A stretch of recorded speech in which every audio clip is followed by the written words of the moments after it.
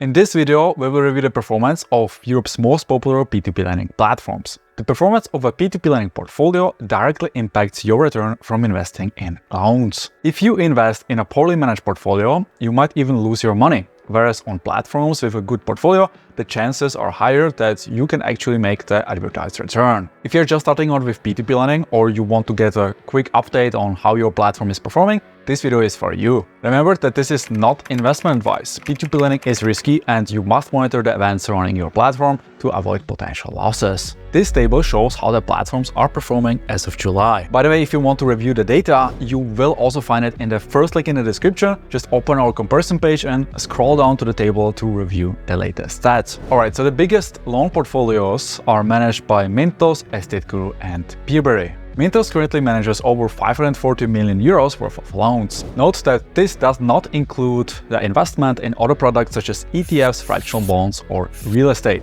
Out of the 540 million, 138 million are in recovery, which means that investors cannot access those funds and it's unclear whether they will receive them back. So roughly a quarter of Mintos' portfolio isn't performing as expected, which is a lot. The platform also introduced a new fractional bond last month, as well as their latest product, which pays out interest on cash. Investors who use Mintos Cash will deploy their funds in a money market fund managed by BlackRock. The platform advertises a 3.75% annual interest rate and offers the option to withdraw funds at any time. EstateGuru is the second largest platform in terms of portfolio size. As of right now, over 52% of its outstanding portfolio is defaulted. The default rate has not changed much from last month, but investors have withdrawn almost 2 million euro, which decreased the outstanding portfolio amount. Even though EstateGuru introduced new fees to keep the investors invested, it did not seem to work as the platform hoped. 133 million euros in recovery is a lot of money. If you have watched my interview with the CEO at the beginning of the year, you know that the platform's goal is to recover 38 million euro this year. So far, EstateGuru recovered only 4.9 million in the first 5 months, which is just 12.89%. Last month, EstateGuru also reversed the €3 withdrawal fee for inactive accounts with a positive balance. The platform will notify inactive accounts before charging the €10 monthly fee, so investors can withdraw their funds for free. Moving on to PeerBerry, the third largest platform in the industry. This P2P marketplace managed to further decrease the amount of funds in recovery last month, pushing it higher in the list of best performing platforms. This list has changed this month. The best performers are Robocash, Inrento, Esketit and Fintown.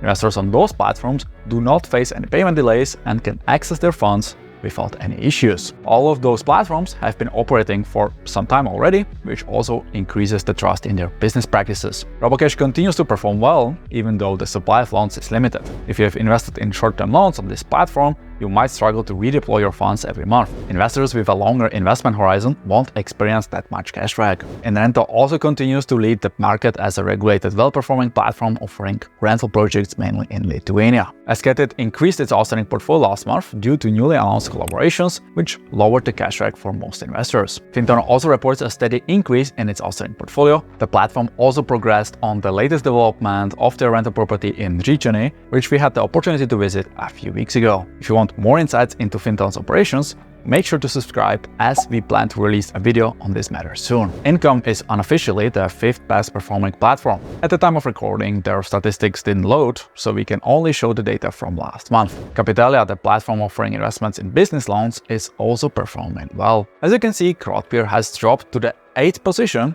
as the platform reported the first defaulted loan in Lithuania. Any investor invested in this project was notified about the change in project status. You can review the information under the notification bell in your Crowdpear dashboard. The platform reminded investors that they would earn an extra 5% annual interest for delayed loans. The defaulted loan will be a good experience for investors to see how fast the platform can deal with the recovery. Due to Crowdpear's business model, some loans will inevitably default as the repayment relies on third parties, which is the case with any regulated platform. We can also see a slightly higher default rate on Profitus, GoParity and LANDE. The platform specialized in the funding of agricultural loans has also relaunched its secondary market with a few requirements, which you can read about in our LANDE review on P2P Empire. Additionally, the platform released a monthly report highlighting the progress of loan recoveries, which many investors appreciate. If you are an active investor on LANDE, you can also review any loan updates directly from your account, which increases transparency and keeps you informed about the ongoing recoveries. TWINO has sent an email with the latest status. Unfortunately, this information wasn't published on their blog, underscoring the platform's inconsistency in publishing relevant information. Debitum also didn't update their stats. Instead, the platform announced yet another change in management. From my experience, the staff retention on Debitum is one of the worst in the industry, alongside Lendermarket, which also doesn't care about publishing any meaningful statistics, although preaching how dedicated they are to maintain transparency. Mintos24 is also not progressing with loan repayments. Last month, the platform shared some information about one of the defaulted loans, where the recovery is expected by the end of 2025. The potential returns will first cover the legal costs before returning the principal to investors. However, the main question here is whether anyone from Mintos24 will still be processing repayments or withdrawals at that time, as the platform fired most of the employees. Mintos24 will never recover its reputation, so it's also questionable whether it will have the motivation to recover the debt. What's also questionable is the fact that many platforms don't release any information about their portfolio quality, as you can see for yourself. Investing on those platforms increases the risk for investors. What's also interesting is that based on our community vote at the beginning of the year,